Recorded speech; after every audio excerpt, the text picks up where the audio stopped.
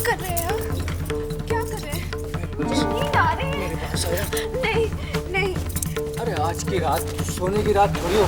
मुझे लग रही है, मुझे लग रही है। मेरी बात सुना। नहीं इधर मेरे पास आना। नहीं, छोटी चाची। क्या छोटी चाची? हाँ क्या छोटी चाची?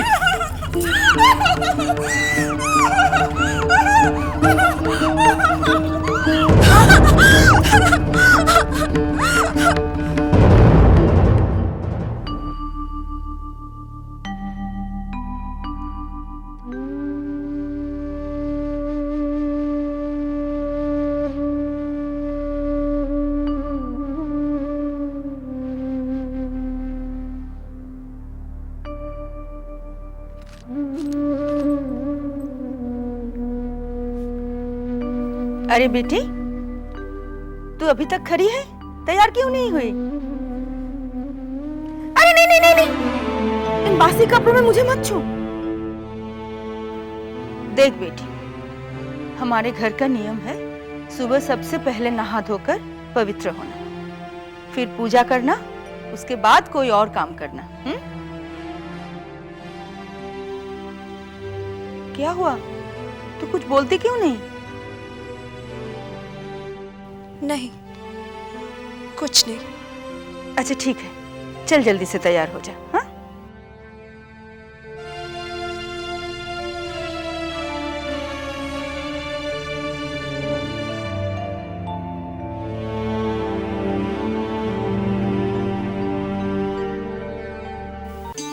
ये लीजिए, दवाई ले लीजिए।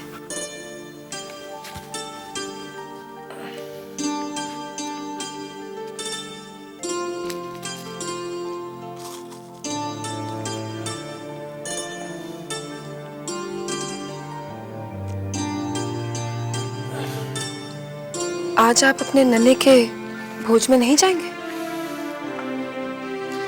नहीं, हमारा मन नहीं है। अकेले कमरे में तो मन घबराता ही है। बाहर नए रिश्तेदारों से मिलेंगे, शायद मन बहल जाएगा। छोटी बहू, हम उन लोगों से नहीं मिलते जो हमारी बराबरी के नहीं है। आपकी बराबरी की तो मैं भी नहीं थी, फिर आपने मुझे कैसे अपना लिया? क्योंकि वो फैसला आपके पिताजी का था और आपने उनके फैसले का आदर किया। ये फैसला बड़ी माँ का है, आपको उनके फैसले का आदर करना चाहिए। ठीक है, बंसी को बुलाओ, मुझे तैयार होना है। बंसी के हाथों आप रोज ही तैयार होते हैं, आज मुझे वो काम कर लेने दीजिए। ये देखिए, सब यहीं पे रखे हुए हैं। कौन सा रंग पहनेंगे आप? ये वाला? नहीं, ये कुछ ज्यादा ही हो जाएगा। आज खुशी का दिन है। हाँ, ये चंदन के रंग का पहनिए, शुभ है। ये देखिए। बड़ी दीदी, ये तो आपने बताया ही नहीं कि हमारी नन्ही बहू अपने साथ क्या क्या गहने लाई है। क्यों रे, बताना जरूरी है क्या? क्यों नहीं जरूरी है? जरा पता तो चले कि आप अपने नन्हे के लिए कितने बड़े घर की बहू लाई है। तुझे इन चीजों से क्या लेना देना? अरे वाह, क्यों नहीं लेना देना? जब मैं ब्याह कर इस घर में आई तो ये सवाल तो आप ही ने तो पहले उठाया था। पता है छोटी, जब मैं पहली बार इस घर में आई तो क्या पूछा मुझे बड़ी दीदी ने? अरे मजली, तू अपने साथ क्या क्या गहने लाई है? जब मेरे गहने ऐसे फैलाए रखे गए तो सब के सब देखते रह गए। हाँ हाँ, मालूम है तू बड़े जमींदार घर की बेटी है, पर ये छोटी अपने साथ क्या लाई थी? हाथ हिलाती आ गई थी। अरे इसके शरीर पर जेवर तो इस हवेली में आकर पड़े थे। बड़ी दीदी, लेकिन छोटी को? चुप! ये बिल्कुल गरीब घर से है। मेरी बहू तो कम से कम अमीर घर की है। सासू माँ, लाज आनी चाहिए आपको। अपने घर की इज्जत को इस तरह बदनाम किया जाता है।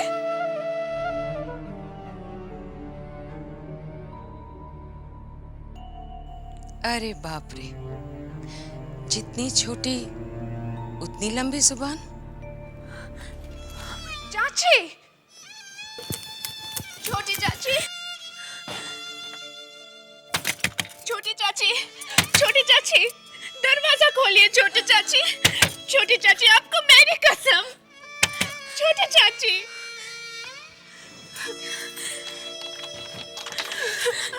छोटे चाची, मुझे मालूम है सासू माँ की बातों से आपको बहुत दुख पहुंचा है। तू मेरी फिक्र मत कर चारू। मुझे तो ये बांध सहने की एक आदत सी पड़ गई है। कभी कभी ऐसी बातें मुझे तकलीफ दे जाती है, शायद इसलिए कि मैं यहाँ अकेली हूँ और मेरा कोई नहीं है। ऐसे मत कहिए छोटे चाची, आप कभी भी अपने आप को अकेला मत समझिए। आपके ये चारू हमेशा आपके साथ है, आपके दुख दर्द बांटने के लिए। चारू, कल तक तो एकदम मासूम और चंचल नजर आती थी, और आज इतनी गंभीर लग रही है। इतना परिवर्तन तू अपने में कैसे ले आई? चाची, कल रात आपने ठीक ही कहा था कि इस रात के बाद तेरी जिंदगी बदल जाएगी। सच में मेरी जिंदगी बदल गई।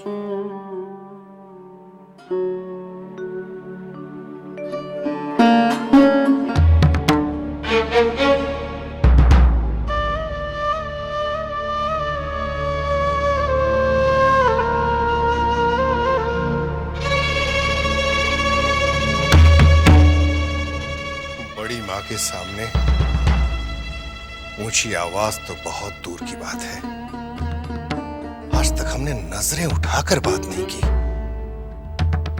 और इस नई बहू की इतनी हिम्मत कि उसने सबके सामने ऊंची आवाज में जवाब दिया। ये ठीक नहीं हो रहा है, कुछ भी ठीक नहीं हो रहा है।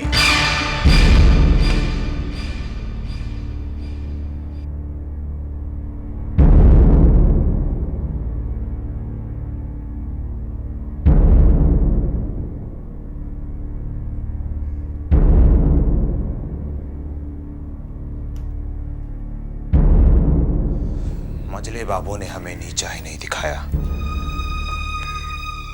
बल्कि हमारे पिताजी की मौत का कारण भी वही है। नहीं छोड़ूंगा, उसे नहीं छोड़ूंगा। उस हवेली का नामो निशान तक मिटा दूंगा मैं। बदला तो हम लेकर रहेंगे। आप कहीं तो आज रात ही नहीं, नहीं, गुस्सा तो हमें भी बहुत आता है, लेकिन ज्यादा गुस्सा इंसान का दिमाग खा जाता है। उन्हें ताकत से नहीं, ताकत से नहीं, दिमाग से मारना है, दिमाग से। हम समझे नहीं। देखते जाओ, देखते जाओ किस तरह बर्बाद करता हूं मैं उनको। हमें सूद और असल पूरा पैसा चाहिए, जाके कह दो। देखिए सेठ जी, चुन्नी बहुत परेशान है, इसीलिए थोड़ा इंतजार करने के लिए कहा है। आपका सारा कर्जा चुका देगी। फिलहाल आप ये सोने का हार रख लीजिए।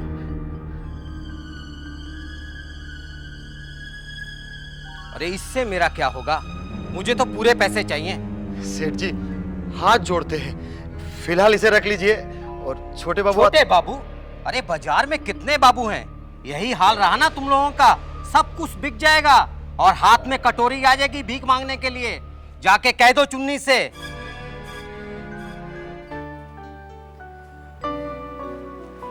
कैसे हो रतन? जी अच्छा हूँ, आप कैसे हैं? हाँ, ठीक हूँ।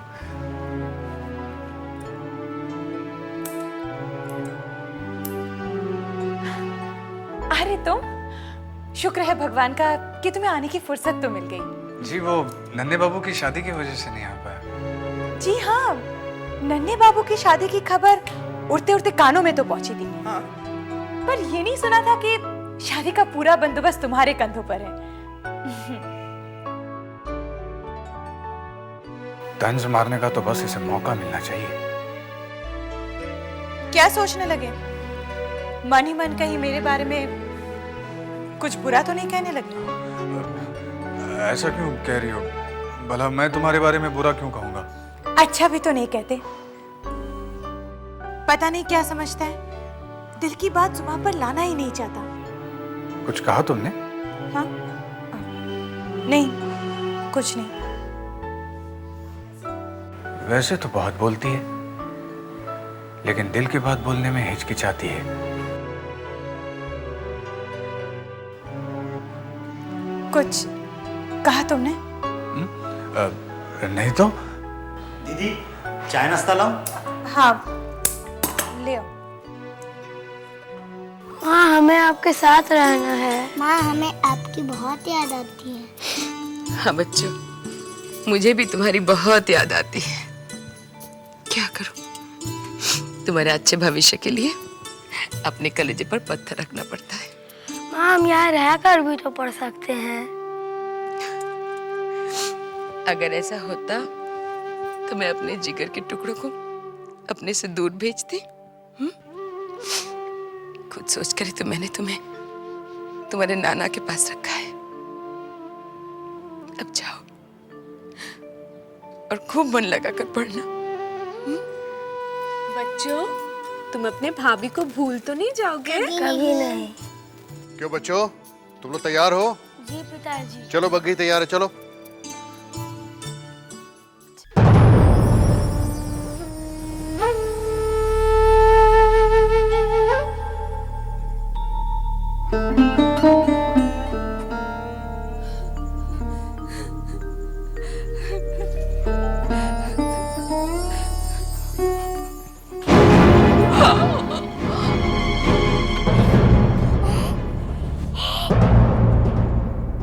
हाँ, मैं नहीं चाहता किसी का जिंदगी दफन हो।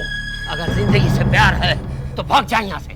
भाग, भाग जा, भाग जा, भाग जा, भाग जा, भाग जा।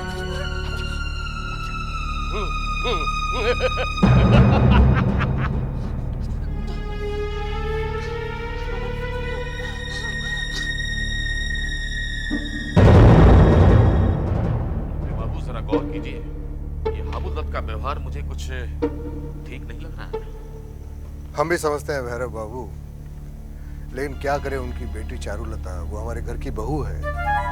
उसकी मर्यादा हमारी मर्यादा है, ख्याल रखना पड़ता है। सरकार, सरकार, सरकार, बड़ी माँ ने आपके बारे में पूछवा भेजा है। वो आपसे मिलना चाहती है। चलो हम आते हैं। जी चलो।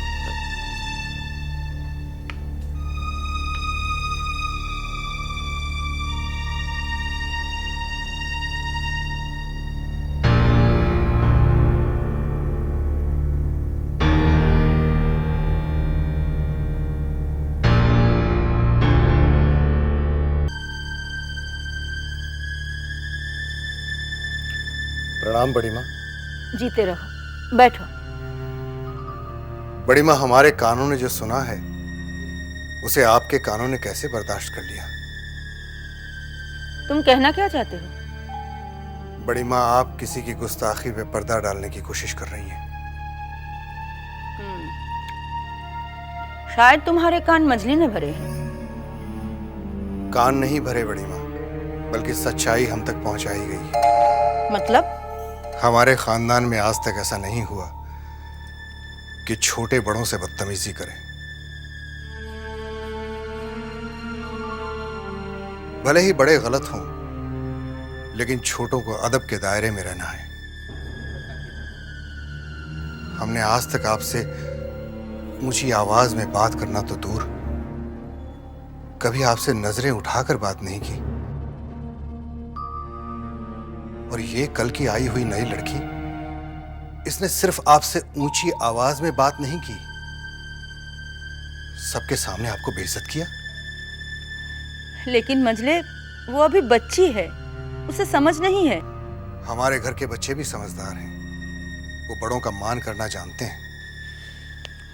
लेकिन मंजले वो दूसरे घर से आई है, धीरे धीरे सीख जाएगी। नहीं बड़ी माँ, सीख नहीं जाएगी, उसे सिखाना पड़ेगा। इस हवेली के तौर तरीके, कायदे कानून, हम चाहते हैं कि वो हवेली में रहकर शिक्षा ले। लेकिन हवेली की बहू को बाहर का कोई आदमी आकर शिक्षा दे, क्या ये अच्छा लगेगा? बाहर का क्यों बड़ी माँ, वो हमारे यहाँ है ना मास्टर ब्रज राखाल, वो तो हमारे घर ही के आदमी है, वही चारुलता को पढ़ाएंगे। हम आज ही विदु सरकार को बोल देते हैं कि हम मास्टर जी से मिलना चाहते हैं। छोटी बहू रानी, आपने कुछ सुना?